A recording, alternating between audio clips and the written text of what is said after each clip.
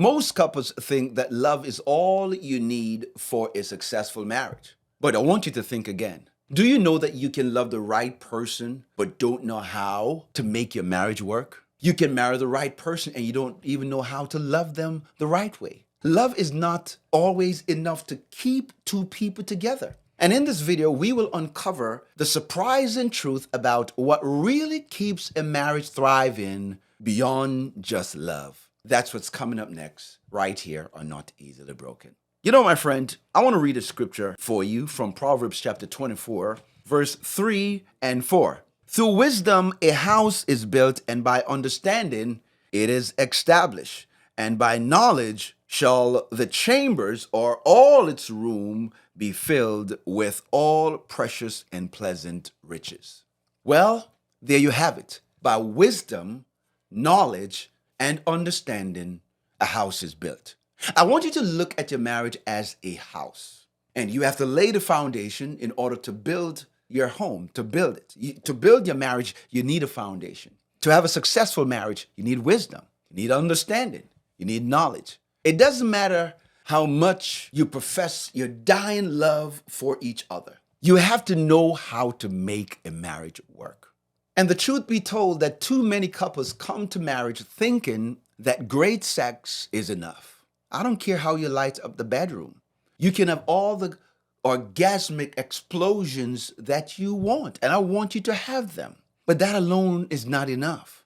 After you make all that crazy love making, guess what? Your problems, your attitude, your trauma, the scars, the things that you brought into the marriage, it will be waiting for you because you still have to deal with you. You know, in our Marriage Makeover Coaching Program, we teach 5 principles for making marriage work. And this principle, number 5, that I'm about to talk about, it is about learning and educating yourself on what it takes to make a marriage work. It takes education. It takes wisdom, knowledge, and understanding. You know, I know people who profess to be madly in love and still cannot get their marriage right. You see, romantic love does not mean that you are fully equipped to love and serve in your marriage. Romance is overrated in a marriage, to be honest with you, because what you call romance is really act, serving, giving. It's the action that create the feeling. So when you are a good person, when you are a good husband, when you are a good wife, then your marriage will benefit from you being a better person. That is why God's words tell us that we need wisdom, knowledge, and understanding. Let's look at these 3 things: wisdom, knowledge, and understanding. Wisdom, in this verse, through wisdom, a house is built.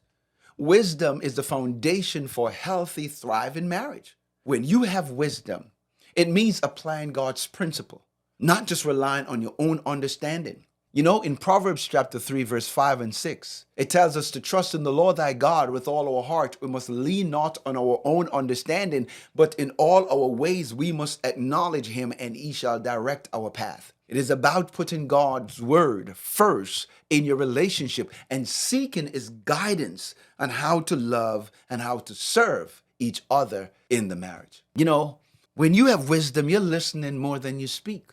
You're seeking understanding rather than assuming anything.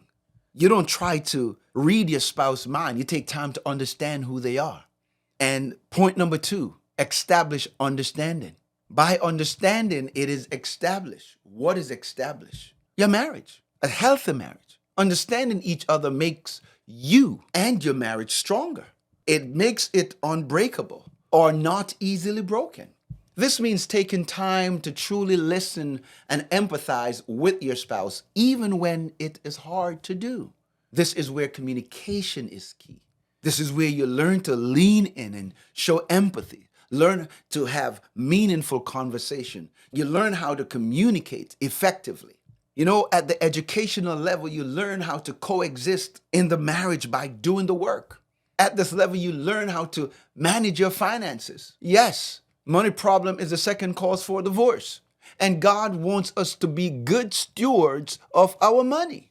The Bible tells us in Proverbs chapter 22 and verse 7 that the rich rule over the poor and the borrower is a slave to the lender. I don't want nobody to rule over me, only God. I don't want to be a slave to no one. Do you know your spouse financial attitude? Do you know their mindset? Do you know their financial literacy?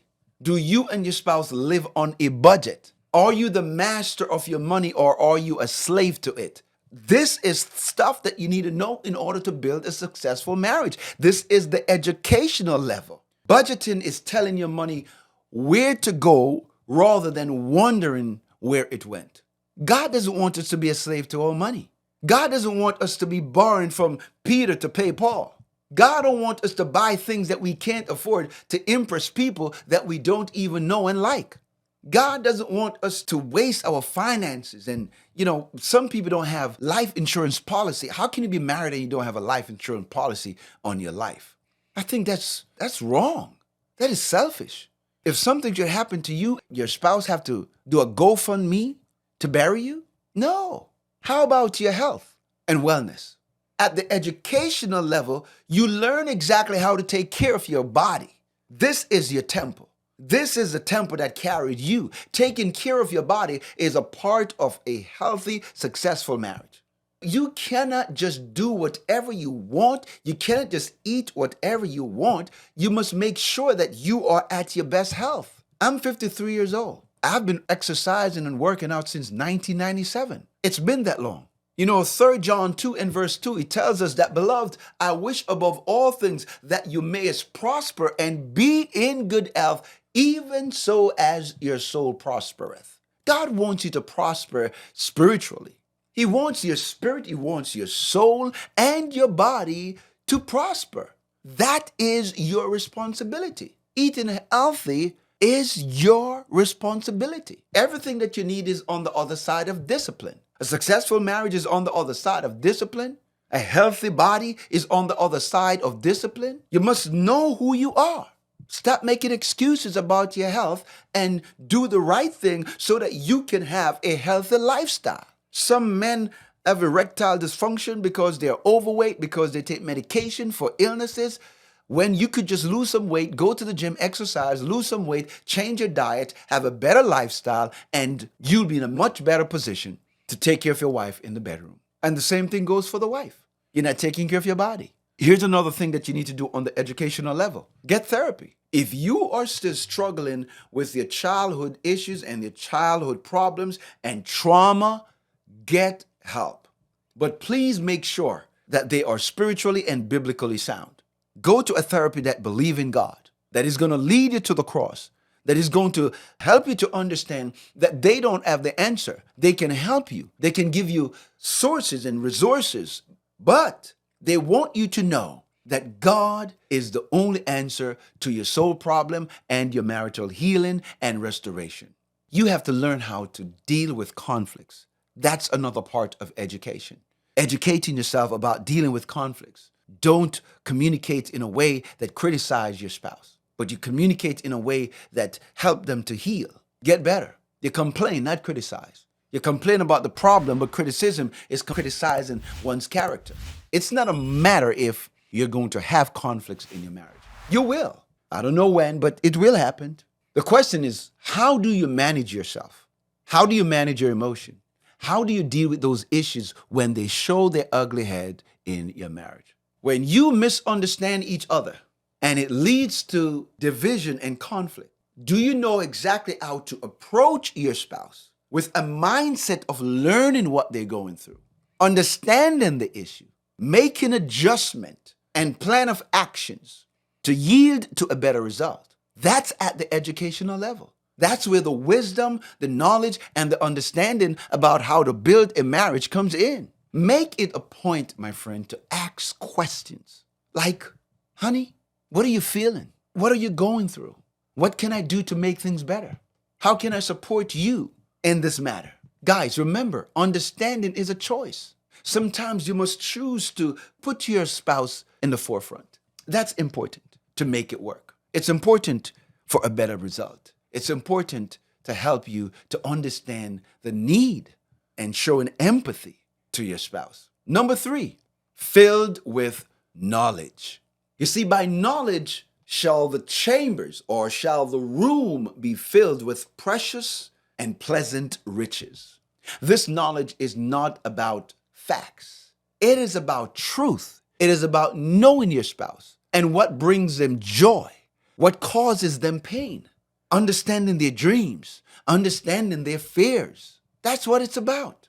When you take the time to gain this kind of knowledge, you will fill your marriage with riches, riches of love, riches of empathy, riches of intimacy, riches of great sexual connection, riches of trust, riches of fidelity, riches of faithfulness. That's what's going to be filled in your marriage, in your home.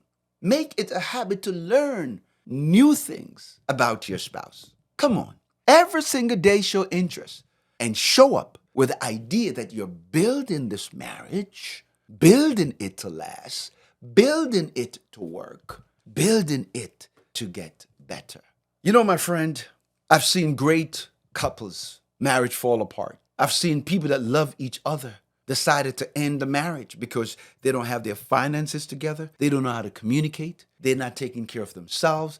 They are not dealing with their conflicts. They are not trustworthy. Why? Because they have not developed the skill set that is necessary and needed to build better, happier, successful marriage.